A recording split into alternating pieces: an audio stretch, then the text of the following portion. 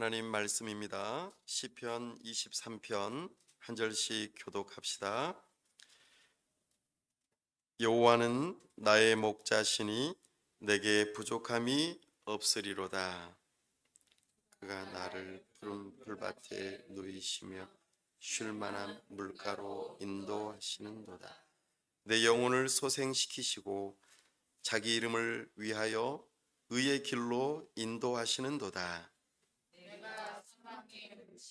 골짜기로 다닐지라도 해를 두려워하지 않을 것은 주께서 나와 함께 하심이라. 주의 지팡이와 막대기가 나를 안위하시나이다. 주께서 내 원수의 목전에서 내게 상을 차려주시고 기름을 내 머리에 부으셨으니 내 잔이 넘치나이다. 내 평생의 선하심과 인자하심이 반드시 나를 따르리니 내가 여호와의 집에 영원히 살리로다. 아멘. 시간 다 함께 기도하겠습니다. 하나님 아버지, 은혜와 사랑을 감사합니다. 복되고 거룩한 주일 하나님 앞에 나와왔습니다. 이 시간 하나님을 만나 배웁기를 원합니다. 우리의 눈과 귀를 여셔서 하나님의 영광을 보고 하나님의 음성 들을 수 있도록 우리의 눈과 귀를 열어 주옵소서. 이 시간 우리가 하나님을 알므로 하나님을 사랑하는 마음이 생겨 뜨거운 가슴이 되게 하여 주시옵소서. 나아가 우리가 주님을 사랑하는 마음으로 우리의 손과 발을 들여 하나님의 뜻 앞에 겸손하게 순종하고자 결단하는 시간 되도록 은혜 베풀어 주시옵소서. 특별히 참목자 교회를 통하여 하나님의 나라를 세우시기를 기뻐하시는 하나님께서 한 사람 한 사람을 만나게 하시고 또 이곳에 교회를 세우게 하심을 감사합니다. 이 별내 지역에 하나님의 나라를 이루고 이 지역사회가 잘 되는 일에 교회가 쓰임받을 수 있도록 은혜 베풀어 주옵소서. 억눌리고 가난하고 힘들어하고 어려워하는 많은 영혼들이 주께로 나아오고 회복되어지고 건강을 되찾고 참으로 하나님의 나라를 발견하고 영원한 생명을 얻는 놀라운 역사가 있도록 은혜 베풀어 주시옵소서. 이 시간 하나님 앞에 나와 기도 제목을 가지고 아뢰는 그 모든 기도가 응답되는 시간 되도록 은혜 베풀어 주옵소서. 특별히 이 나라와 민족을 불쌍히 여기시며 세우신 위정자들이 하나님을 경외하는 마음으로 법을 세우고 집행하고 나라를 잘 다스릴 수 있도록 지혜와 명철을 더하여 주시옵소서. 폭염과 폭우로 어려움 가운데 있는 이 나라와 민족을 우리 하나님께서 지켜보호하시고 긍휼을 베풀어 주시옵소서. 이 시간 우리 하나님께서 함께 하시고 영광 받으시기를 원하옵고 주님의 사랑하시는 선교사님들 붙들어 주시고 그들의 가족을 지켜보호하여 주시옵소서. 우리 주 예수 그리스도 이름으로 기도하옵나이다. 아멘.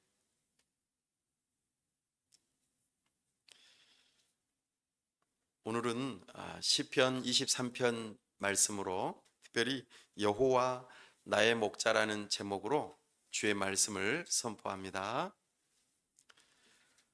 시편 23편은 다윗의 시라고 서두에 나와 있습니다.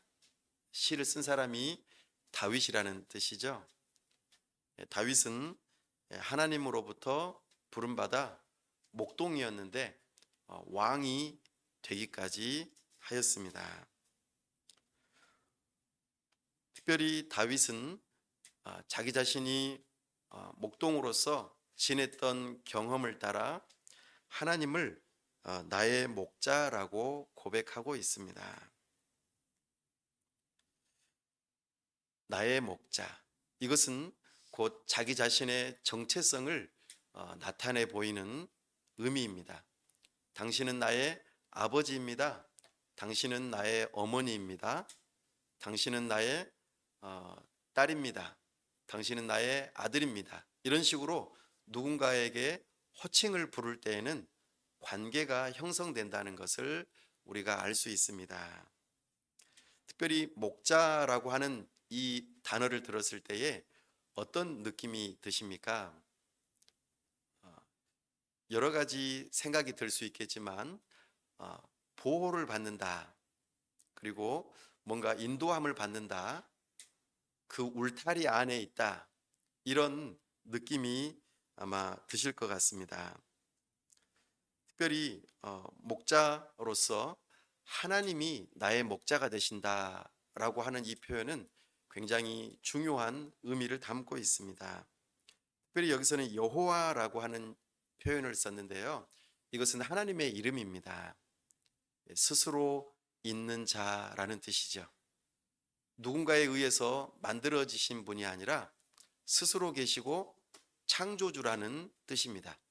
그래서 창세기 1장 1절에 보면 태초에 하나님이 천지를 창조하시니라 이렇게 말씀하셨어요. 하나님은 창조주이시죠. 그래서 우리가 천체 망원경으로 하늘을 바라보면은 굉장히 많은 별들이 있다는 것을 확인합니다. 심지어는 굉장히 크고 알아볼 수 없을 정도로 큰 망원경으로 우주를 살펴보았을 때 굉장히 먼 거리에 있는 별들이 많다는 것을 우리는 발견하죠. 그리고 우리 태양계뿐만 아니라 태양계와 같은 많은 태양계들이 얼마나 많은지 우리는 상식적으로 지금은 알고 있습니다. 광활한 우주를 살펴보면서 그 우주 안에서 나라고 하는 존재가 얼마나 작은 존재인지를 우리는 깨닫게 되죠. 그 큰 우주를 만드신 분이 하나님이신데 그렇다면 하나님은 얼마나 크신 분이실까요? 뿐만 아니라 우리가 작은 세포 하나를 떼거나 아니면 흙을 이렇게 수거에다가 현미경에서 살펴볼 때에 그 현미경의 배율을 따라서 우리의 보는 눈에 상당히 다양한 유기물과 무기물들이 보인다는 것을 발견합니다. 얼마나 작은지. 그런데 그 작은 어떤 미생물 내지는 여러 가지 물질들을 살펴보면은 상당히 조직적이고 너무나도 구체적이고 굉장히 신비할 정도로 그 작은 미생물 안에 우주를 담고 있다는 것을 우리는 발견하곤 합니다. 우리는 굉장히 큰 우주와 더불어 굉장히 작은 미세한 세계를 다 들여다보았을 때에 이것이 우연히 생겼다고 말하기가 어렵습니다. 수많은 시간 동안 진화가 되어져서 만들어졌다고 하기 어려울 정도로 굉장히 정교하다는 것을 우리는 발견하곤 합니다. 여기에서 우리는 하나님이 계시다는 것을 알 수 있으면 좋겠습니다. 하나님께서는 온 우주와 굉장히 작은 눈에 보이지 않는 것까지 지으신 분이십니다. 그러나 하나님께서 창조주라고 말하고 계시죠. 그 하나님을 목자, 특별히 나의 목자라고 다윗은 부르고 있습니다. 더불어 여호와는 나의 목자 이 표현 안에는 또 하나의 의미가 담겨 있는데 바로 구원자라는 뜻이 담겨 있습니다. 조금 전에 우리가 십계명을 낭독했는데요. 거기에는 애굽 땅에서 인도하여 낸 여호와라는 표현을 사용하고 있습니다. 애굽 땅은 이스라엘 백성들이 이집트라고 하는 곳에서 노예로 살다가 하나님의 능력으로 구원받아서 탈출한 그런 곳을 의미합니다. 특별히 하나님께서는 우리를 죄 가운데서 구원하신 하나님이라고 말하고 있습니다. 그런 의미에서 다윗은 여호와 나의 목자라고 할 때에 창조주 하나님과 더불어 구원자 하나님을 함께 이야기하고 있습니다. 다윗은 그의 인생 가운데 있어서 목동에서 왕이 되어지는 그런 과정 속에서 수많은 시간 동안 많은 목숨의 위협을 당하고 죽음의 위기 가운데 있다가 구원을 받은 일들이 매우 많습니다. 사울 왕이라고 하는 그 왕이 다윗을 죽이려고 수많은 일들을 벌였었죠. 그런 일들 속에서 하나님께서 그를 보호하시고 구원하셨다는 그런 의미로 특별히 여호와는 나의 목자라고 고백하고 있습니다. 특별히 목자라고 부를 때에 관계 속에서 자기 자신을 다윗은 양이라고 하는 그런 위치로 스스로 인식하고 있습니다. 목자 그리고 양. 양에게는 반드시 목자가 필요합니다. 목자가 된다는 것은 어떤 의미가 있을까? 특별히 양을 돌본다는 의미가 있겠죠. 여기서 양이라고 하는 의미를 단어를 생각했을 때에 우리는 여러 가지 목가적인 그런 이미지를 떠올릴 수 있을 것 같습니다. 그러나 양이라고 하는 이 단어는 팔레스타인 지방에서는 조금 나쁜 용어로 사용되어집니다. 우리하고 좀 문화가 다르죠. 팔레스타인에서 양이라고 하면은 욕에 해당됩니다. 왜냐하면 양 같은 놈 이렇게 하면은 고집이 세다는 뜻입니다. 예, 말을 안 들어요. 그래서 눈이 일단은 양은 시력이 안 좋습니다. 그래서 앞을 잘 보지 못하고 바로 눈앞에만 보는 그런 습성이 있습니다. 그래서 바로 앞에 있는 양만 따라가게 되어 있어요. 그래서 앞에 선 양이 잘못 인도하면은 모두가 다 벼랑 끝으로 갈 수가 있다는 것이죠. 그리고 아무리 이렇게 소리치고 그리고 때리고 막 여러 가지 방법을 다 써도 본인이 한번 정한 루트가 있으면 결코 바꾸지 않는 그런 습성이 있다는 것이죠. 그리고 우리가 잘 아는 것처럼 양은 주기적으로 털을 깎아 줘야 됩니다. 그렇지 않으면 우리가 잘 아는 것처럼 굉장히 깨끗하고 아주 하얀 그런 이미지의 양털이 아니라 아주 지저분한 양털이 된다는 것을 우리는 잘 알고 있습니다. 제가 전에 중국에 갔을 때에 양들이 앞에 쭉 지나가는데 양이 아닌 줄 알았어요. 예, 너무나도 시커멓고 또 아주 황토색에다가 너무나 지저분한 거예요. 그걸 봤을 때 우리가 생각했던 하얀 털의 양의 이미지가 아니더라는 것이죠.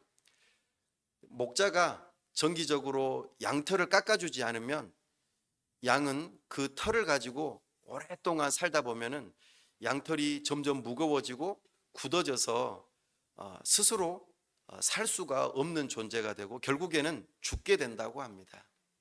이처럼 양이라고 하는 존재는 굉장히 의존적인 존재이고 고집이 세고 그러면서도 앞길을 분간 못하는 그런 존재가 양이라는 것이죠. 그렇게 생각해 보았을 때 목자는 절대적으로 필요한 존재인 것입니다. 그래서 이 다윗은 자기 자신이 양과 같은 존재라는 것을 충분히 알고 고백하고 있는 것입니다.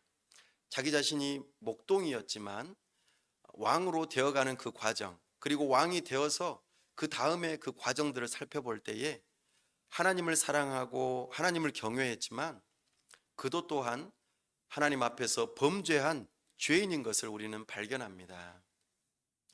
다윗은 정말 멋진 사람이었지만 하나님을 정말 사랑하는 사람이었지만 사람을 시켜서 사람을 죽이도록 하게 하는 그런 일도 하였고 또한 그렇게 사랑하고 또 따르는 부하의 부인을 빼앗는 그런 나쁜 짓을 하였던 것을 우리는 잘 압니다. 다윗은 자기 자신이 양과 같은 존재라는 것을 고백합니다. 이사야서 53장 6절 말씀에 우리는 다 양 같아서 그릇 행하여 각기 제 길로 갔거늘 이렇게 고백하고 있습니다. 우리는 그런 존재이지요.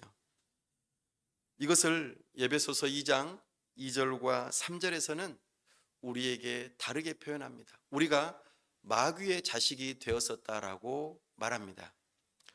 우리가 죄에 빠져 그렇게 우리의 신분이 하나님께서 우리의 목자가 되심에도 불구하고 그 목자의 음성 듣기를 싫어하고 자기가 원하는 길로 가다가 그만 곤경에 처한 존재가 되었다라고 말합니다. 그래서 우리에게는 정말 목자가 필요하다는 것이죠. 사랑하는 여러분, 여러분들의 인생에 있어서 목자는 누구입니까? 우리는 우리 인생을 살아가다가 나의 목자가 때로는 부모님일 수도 있겠죠. 또 때로는 내가 존경하는 어떤 사람일 수도 있겠습니다. 꼭 사람이 아니더라도 우리는 삶을 살아가면서 나에게 가장 필요한 돈이 목자가 될 수 있을 것입니다.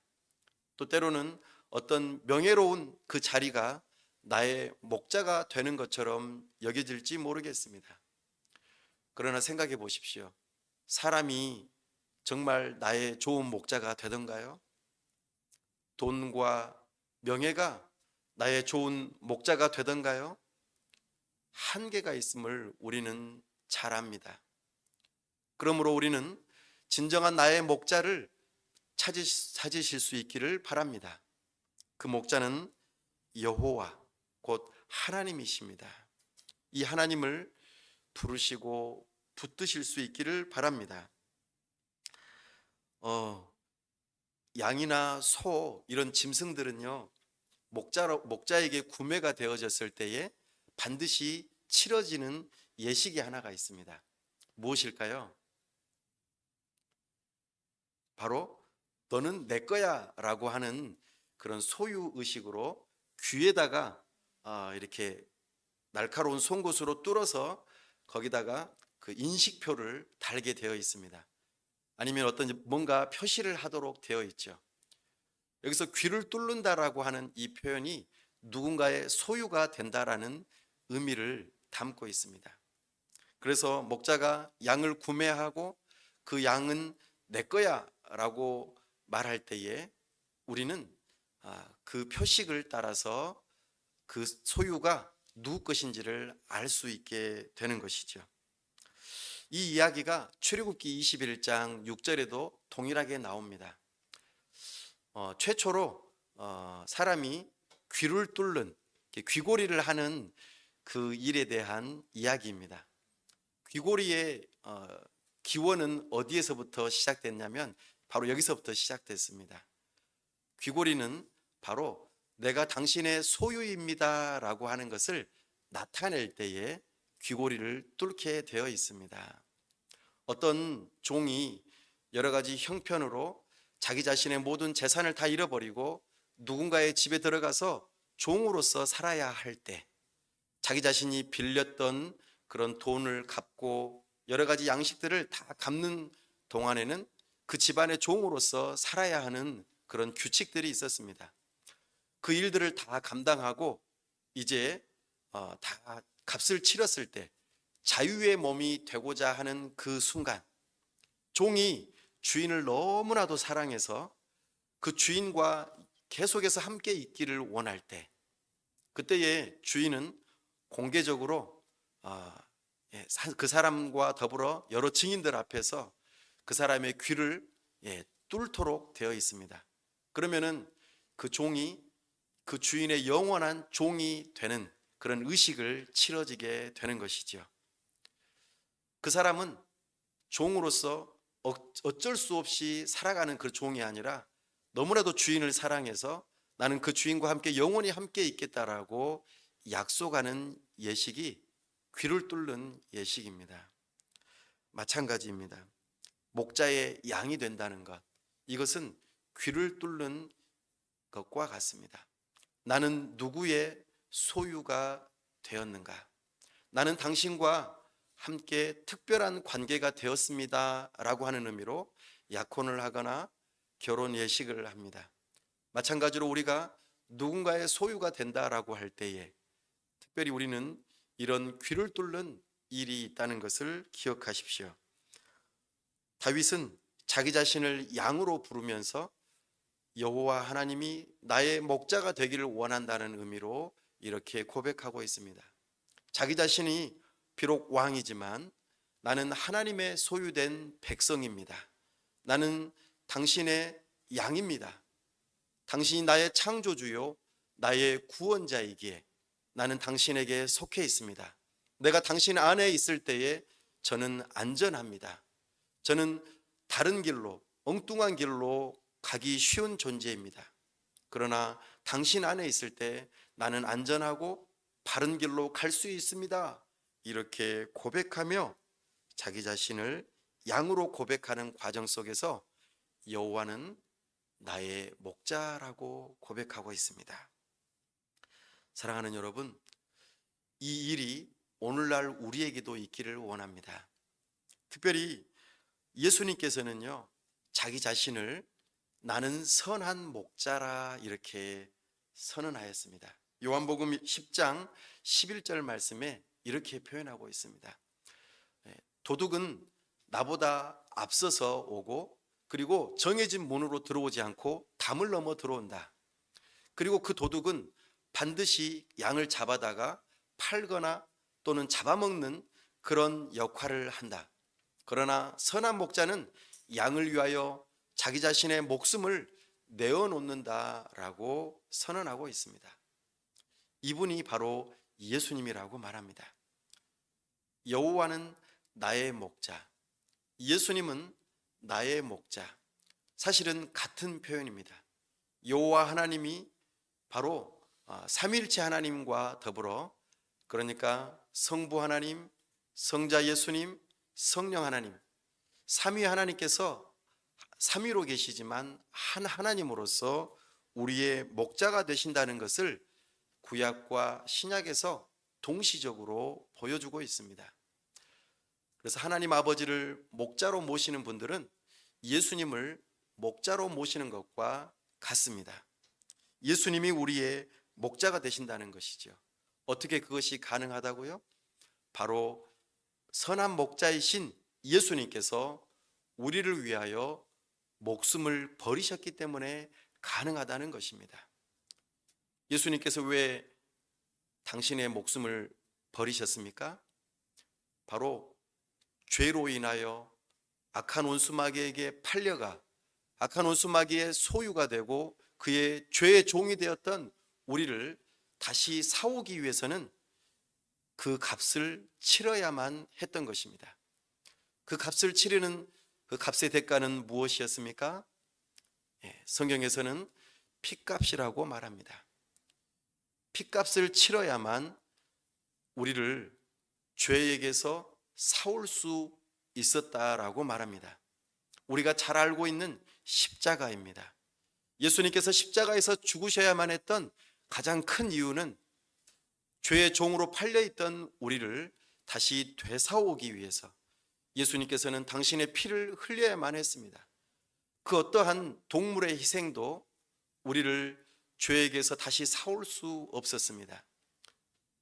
그러나 예수님의 피만이 우리를 죄에서 다시 사오게 할 수 있었다는 것이죠. 이것이 바로 예수님의 놀라우신 은혜입니다. 사랑하는 여러분, 혹시 오늘 이 이야기를 처음 들었다면 한번 곰곰이 생각해 보십시오. 예수님께서 내가 죄의 종이었는데 나를 사오기 위해서 당신이 핏값을 치렀다고? 어떻게 그럴 수가 있지? 바로 이것이 성경에서 말하는 좋은 소식입니다. 이 좋은 소식을 받아들이고 믿는 자들에게 하나님께서는, 예수님께서는 여러분들의 목자가 되어주시겠다고 약속하십니다. 여러분들의 가슴에, 여러분들의 마음에 이런 십자가의 흔적이 있는지를 살펴보십시오. 옛날에 나는 예수님을 믿겠습니다. 나는 예수님을 주님으로 따르겠습니다. 예수님을 나의 목자로 삼겠습니다. 라고 했던 때가 혹시 있으십니까? 그랬다면 그때는 아마 목자가 양을 사오기 위해서 귀를 뚫는 것과 같은 그런 일들이 있었을 것입니다. 바로 그것이 십자가의 흔적입니다. 사도 바울은 갈라디아서 6장 17절 말씀에 내가 예수의 흔적을 가졌노라고 고백하고 있습니다. 여러분들의 마음에 그런 예수님을 알고 믿었던 적이 있으십니까? 그렇다면 그 흔적을 다시 한번 떠올려 보시고 만져보십시오. 그리고 그분이 나의 목자가 되신다는 것에 감사하시고 나아오시기를 바랍니다. 그 예수님을 믿는 자들에게 우리 주님께서는 놀라운 구원의 은혜, 하나님의 자녀가 되게 하고 하나님의 양이 되게 하시는 놀라운 은혜를 주시겠다고 약속하십니다.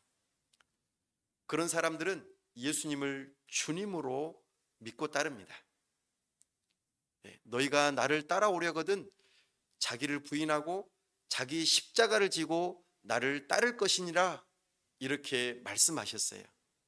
이것이 바로 양, 십자가의 흔적을 가지고 있는 양의 모습이라고 우리에게 말씀하십니다. 오늘 이 말씀을 우리의 삶 가운데 어떻게 적용해 볼 수 있을까요? 교회에서는 목사라고 하는 직책이 있습니다. 가정에서는 아버지라고 하는 직책이 있습니다. 다 똑같은 사람인데 왜 이런 직책을 두었을까요? 예수님을 다 믿는다 그러면은 목사도 양일 것이고 또 성도도 양일 것이고 또 다 같은 사람인데 어떤 경우는 아버지가 되고 또 어떤 경우는 자녀가 된다, 이런 관계가 있다라는 것을 우리가 살펴보게 됩니다. 왜 이런 관계가 형성될까요? 하나님께서는 특별히 이런 관계를 우리에게 주시는 중요한 이유가 있다고 말합니다. 교회 안에서 목사도 양 같은 존재잖아요. 사람이니까요. 그런데 왜 목자와 같은 목사로 부르셨는가? 그것은요, 바로 목사가 부족하기 때문입니다. 바로 목사로서 뭔가 하나님처럼 목자가 되면 참 좋을 텐데 자기 자신의 부족함을 깨닫고 하나님 아버지, 특별히 목자가 되시는 하나님을 바라보고 의지하라고 목사로 부르셨다는 것입니다. 그렇다면 성도는요, 똑같습니다. 성도는 눈에 보이지 않는 그 하나님 아버지, 목자 되신 하나님을 누구를 보고 하나님을 떠올리라는 것일까요? 네, 목사를 보고 하나님은 저런 분일 거야 라고 떠올리라는 것입니다. 그러니까 목사는 사실은 하나님을 바라보면서 내가 하나님 아버지를 더욱더 잘 알고 목자이신 하나님을 따라가야겠다라는 마음으로 그 자리를 지키는 것이고, 성도는 목사님을 바라보면서 하나님은 저런 모습이 되어야 할 것 같아, 물론 부족한 모습도 있겠지만 그런 모습들을 기대하는 마음으로, 사실은 서로가 한 목자이신 하나님을 바라볼 수 있도록 하기 위해서 목양의 관계, 목사와 성도의 관계를 주셨다고 성경에서는 말합니다. 이거는 가정에서도 마찬가지입니다. 아버지는 어떤 분입니까? 똑같은 사람입니다. 그런데 아버지라고 하는 직책을 주셨어요. 왜냐하면 하나님 아버지를 바라볼 수 있도록 하게 하기 위함입니다. 하나님께서는 우리의 아버지가 되셔서 우리를 낳으시고 우리를 지켜 보호하시고 우리의 필요를 공급하시고 우리와 함께 대화를 나누는 그런 좋은 관계로서의 아버지 말입니다.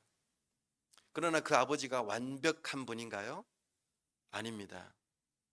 그분도 똑같은 사람이죠. 그래서 어떤 분은 좋은 아버지일 수도 있고 어떤 분은 나쁜 아버지일 수도 있습니다. 그러나 우리가 아버지를 존경해야 하는 가장 중요한 이유는 무엇일까요? 그냥 아버지이기 때문입니다.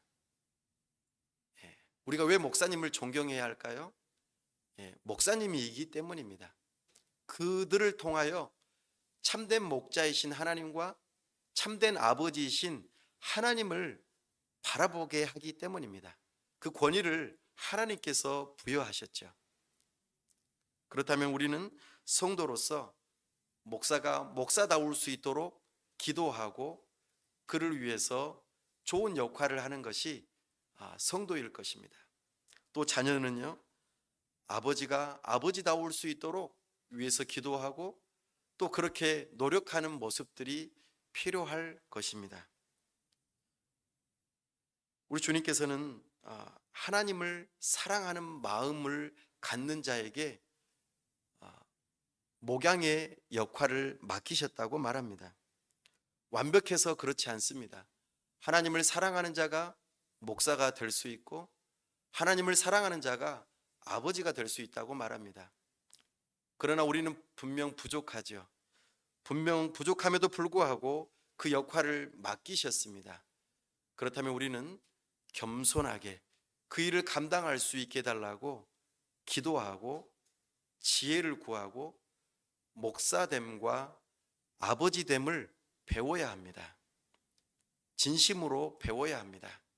그리고 그 길을 갈 수 있도록 돕는 역할을 사모가 해야 하고 아내가 해야 하고 사실 어렵겠지만 자녀들이 해야 합니다. 이 일로 서로 의지하는 관계로 우리를 부르셨다고 말합니다.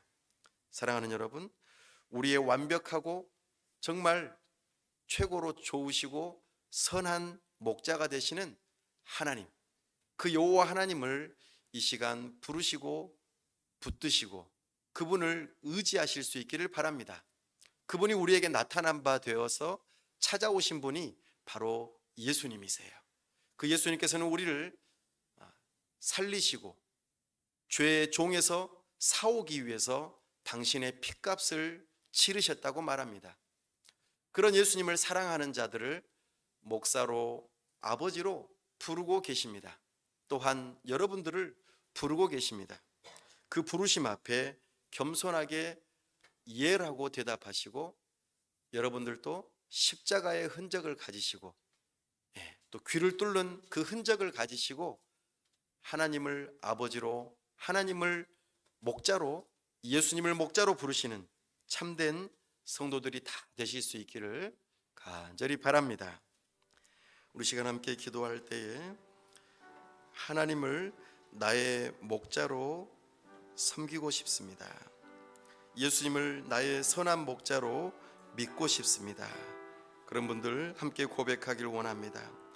또한 나를 죄에서 사기 위하여 핏값으로 그 십자가의 흔적을 남겨주셨던 그 일들을 다시 한번 떠오르신 분들이 있다면 그 십자가의 흔적을 다시 한번 만지시면서 예수님, 저의 선한 목자가 되어주십시오. 하나님, 저의 선한 목자가 되어주십시오 라고 함께 기도하길 원합니다. 나아가 우리는 완벽하지는 않지만 목사로서, 아버지로서, 또 아내로서, 또 부인으로서, 또 자녀로서 하나님의 양으로 우리를 불러주셨사온데 우리 주님을 믿고 따르며 좋은 관계로서 그렇게 가정을 세우고 교회를 세우고 또 하나님의 나라를 이루어갈 수 있는 그 일에 우리가 헌신할 수 있게 해달라고 시간 다 같이 함께 합심해서 기도하겠습니다. 하나님 아버지, 이 시간 하나님 앞에 간구합니다. 여호와는 나의 목자라 고백하였사온데 참으로 저는 주님의 양이요 참으로 우리 하나님은 창조주이시고 구원주이신 것을 고백합니다. 나를 죄에서 사오기 위하여 핏값을 흘려주신 그 예수 그리스도의 놀라우신 사랑을 다시 한번 떠올려 봅니다. 그 이전에는 양처럼 정말 내 고집대로 내가 원하는 대로 내 마음대로 살았던 삶이라면 이제 돌이켜 하나님 앞에 나아오기를 원합니다. 우리를 사기 위하여 그 하나님의 핏값을 통하여 우리를 사오신 그 놀라운 사랑에 감격하며 하나님 앞에 나아오길 원합니다. 우리의 인생을 맡기기를 원합니다. 오 주여, 은혜 주시옵소서. 우리에게 구원의 은혜를 베풀어 주옵소서. 우리를 각자의 여러 가지 역할들로, 가정에서, 교회에서 여러 가지 모양들로 우리를 불러주셨사온데 그 일들을 잘 감당할 수 있기를 원합니다. 하나님의 아버지 되심과 하나님의 목자 되심을 우리가 인간 관계들 속에서 배우고 그렇게 세워나갈 수 있는 은혜가 우리의 가정과 교회와 이 지역사회 가운데 일어날 수 있도록 은혜 베풀어 주시옵소서. 우리를 그렇게 사용하여 주시옵소서. 도와 주시옵소서. 은혜 베풀어 주옵소서. 우리 주 예수 그리스도 이름으로 기도하옵나이다. 아멘.